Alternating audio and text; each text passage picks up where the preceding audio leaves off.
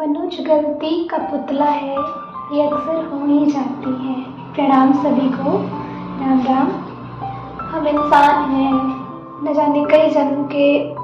आजकल के जनरेशन या कई लोग पहले से भी, ऐसा नहीं कह सकते कि आजकल के ही, कई लोग नहीं मानते हैं भगवान को, नहीं मानते अपने जन्म मरण को ना। सबको साइंस है लेकिन अध्यात्म भी है। दोनों के समन्वय से ही ज़िंदगी चल रही है और ज़िंदगी में कुछ अच्छा हो रहा है।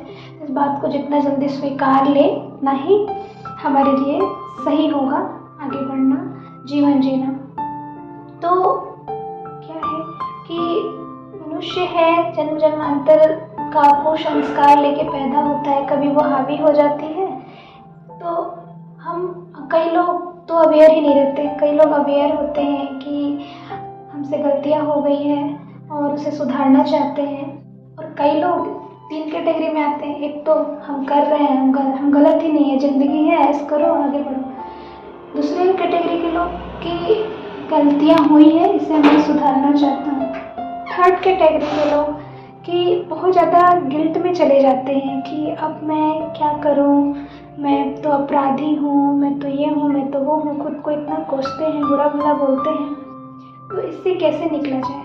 तो ये एक मानसिक रोग है, पहला वाला भी, दूसरा वाला भी। बीच वाला सही है कि हम अवेयर हैं, हमसे गलतियाँ हुई हैं, चलो ठीक है, हम मनुष्य हैं, जायज़ है गलतियाँ होना, पर उसे हम सुधारने के लिए तत्पर हैं, तैयार हैं।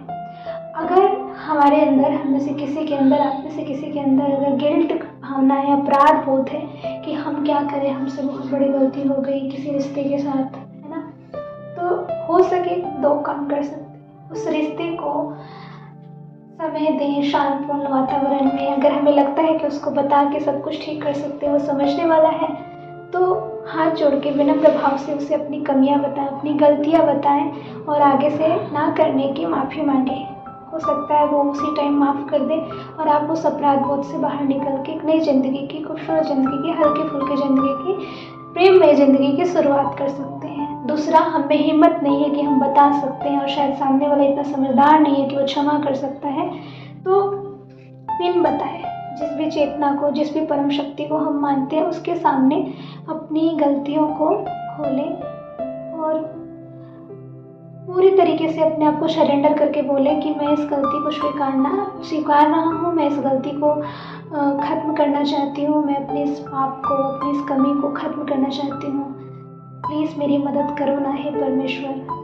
तो वो परमेश्वर आपकी मदद करेगा और आप इस गिल्ट भावना से निकल सकोगे। तो बिल्कुल अपराध बोध नहीं करना है, जायज़ है, गलतियाँ होती रहती हैं।